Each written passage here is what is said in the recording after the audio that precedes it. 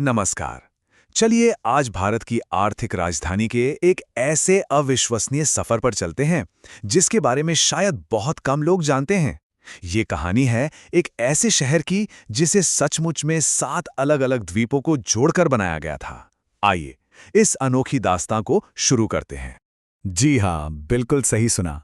सपनों का ये शहर जो आज इतना बड़ा और इतना महत्वपूर्ण है, एक ज़माने में एक शाही शादी में तोहफे के तौर पर मतलब दहेज में दे दिया गया था। और यकीन मानिए, इस शहर के इतिहास के कई चौंकाने वाले फैक्ट्स में से ये तो बस एक है। आज का जो मुंबई हम देखते हैं, वो हमेशा से ऐसा एक जुड़ा हुआ शहर नहीं था। जरा सोचिए, सदियों पहले ये 7 अलग-अलग टापुओं का एक झुंड हुआ करता था। बॉम्बे, कोलाबा, मचगांव, परेल और भी कई। इन द्वीपों पर कोली और आगरे जैसे स्थानीय मछुआरे समुदाय रहते थे, जिनकी जिंदगी पूरी तरह से समुंदर पर निर्भर थी। तो सवाल ये उठता है कि यूरोपीय ताकतों के आने से पहले इन द्वीपों पर आखिर किसका राज था? चलिए जरा इसके शुरुआती इतिहास में गोता लगाते हैं। इन द्वीपों का इतिहास बहुत लंबा और उतार चढ़ाव से भरा रहा है। तीसरी सदी ईसा पूर्व में ये शक्तिशाली मौर्य साम्राज्य का हिस्सा थे। फिर सदियां बीतीं और 1348 में दिल्ली सल्तनत ने यहाँ कब्जा कर लिया और उसके कुछ ही समय बाद ये गुजरात सल्तनत के हिस्से में आ गए। मतलब सत्ता लगातार एक हाथ से दूसरे हाथ में जा रही थी। अब कहानी में एक बहुत बड़ा और दिलचस्प मोड़ आता है।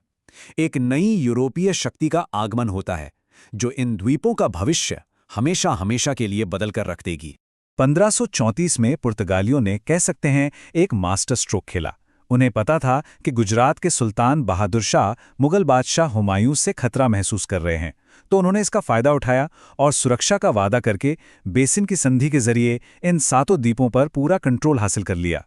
पुर्तगाली यहाँ की प्राकृतिक बंदरगाह यानी नेचुरल हार्बर को देखकर इतने इंप्रेस हुए कि उन्होंने इसे एक नया नाम दे दिया, बॉम्बाया, जिसका मतलब होता है एक अच्छी खाड़ी।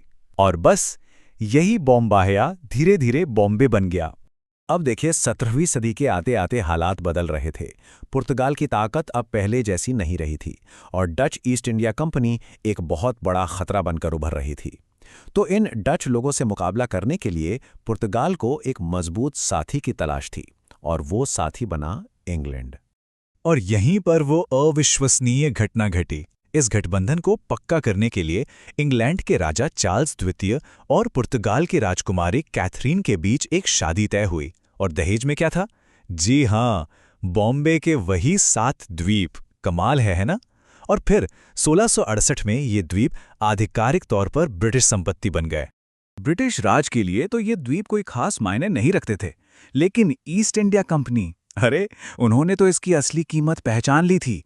उन्होंने फौरन पूरे द्वीप समूह को राजा से लीज पर ले लिया। और किराया, यकीन नहीं होगा, सिर्फ 10 पाउंड सोना, वो भी पूरे साल का। तो ठीक है, अब द्वीप तो मिल गए, लेकिन ये थे तो 7 अलग-अलग टुकड़े। इन्हें एक असल शहर में कैसे बदला गया? चलिए अब इस कहानी के सबसे दिलचस्प हिस्से पर चलते हैं। ईस्ट इंडिया कंपनी के आते ही शहर की किस्मत बदलने लगी। उन्होंने यहाँ किले, प्रशासन के लिए बिल्डिंग्स और अस्पताल बनाने शुरू किए।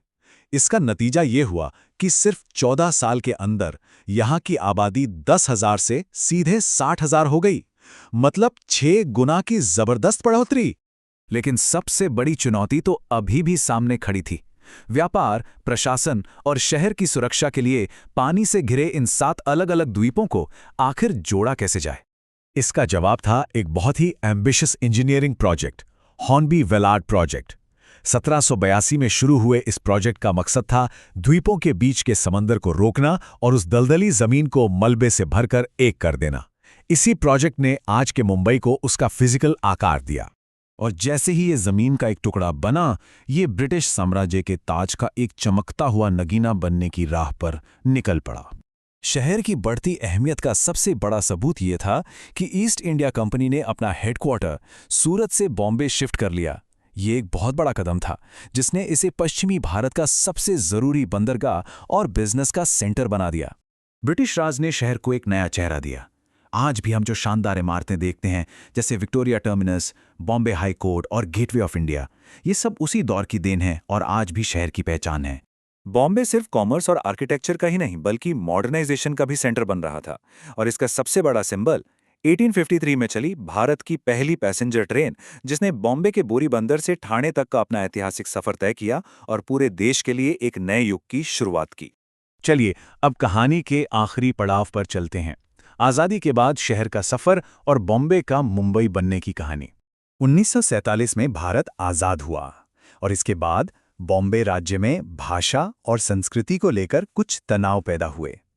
इसी के चलते 1960 में राज्य को महाराष्ट्र और गुजरात इन दो हिस्सों में बांट दिया गया और बॉम्बे महाराष्ट्र की राजधानी बना।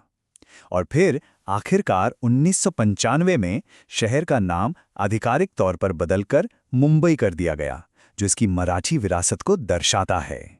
तो सोचिए, 7 द्वीपों पर बसे एक छोटे से मछुआरों के गांव से एक शाही दहेज बनने तक, और फिर दुनिया के सबसे बड़े महानगरों में से एक और सपनों का शहर कहलाने तक, मुंबई का यह सफर कितना कमाल का रहा है।